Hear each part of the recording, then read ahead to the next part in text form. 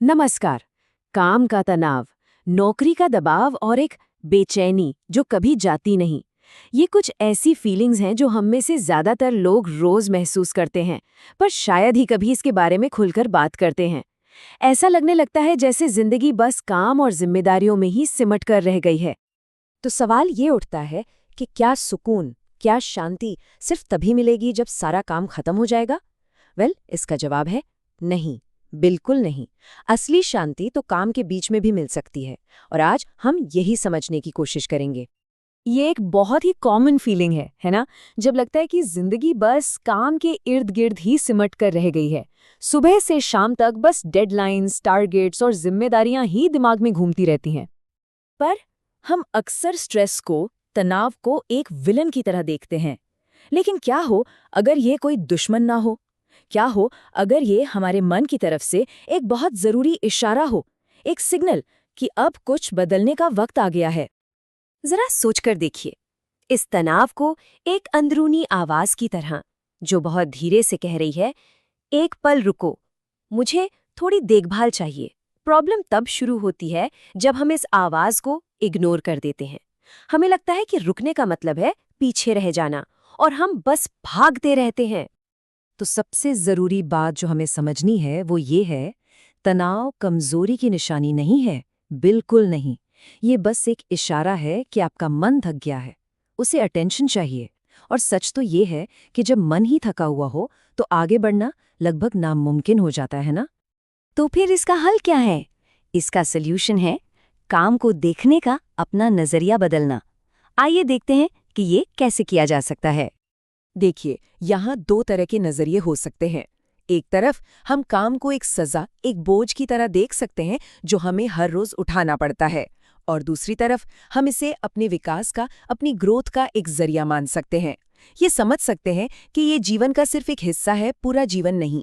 और जैसे ही हम ये दूसरा नजरिया अपनाते हैं ना, तो तनाव अपने आप कम होने लगता है। और ये याद रखना बहुत बहुत जरूरी है, आपकी नौकरी आपकी पहचान का सिर्फ एक हिस्सा है, आपकी पूरी पहचान नहीं। जिस पल हम ये बात समझ जाते हैं तो शांति पाना बहुत आसान हो जाता है। आपका वजूद आपके काम से कहीं ज्यादा बड़ा है। ये एक बहुत ही पावरफुल आइडिया है। इसका मतलब क्या है? इसका मतलब है कि हमें हर दिन परफेक्ट होने की जरूरत नहीं है।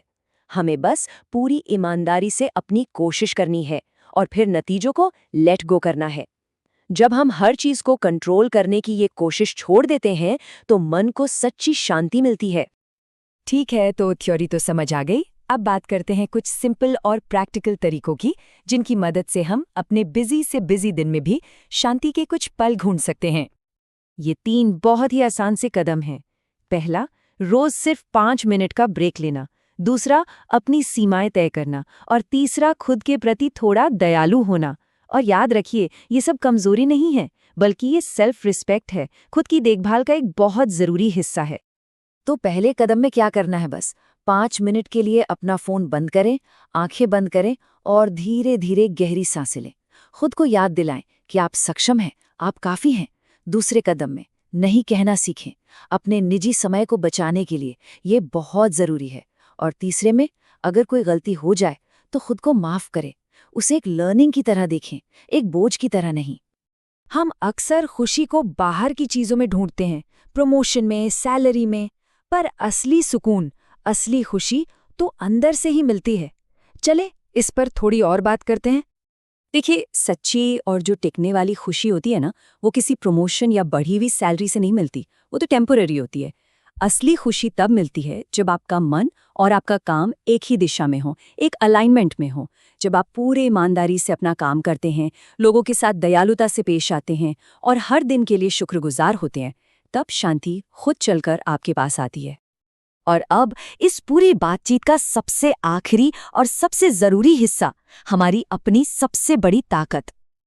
एक गहरी सांस लीजिए और इस सच को अपने अंदर महसूस कीजिए। मैं काफी हूं, मेरा प्रयास मूल्यवान है। क्योंकि आपकी कीमत, आपकी वर्थ, आपके काम के नतीजों से तय नहीं होती, वो तो बस है।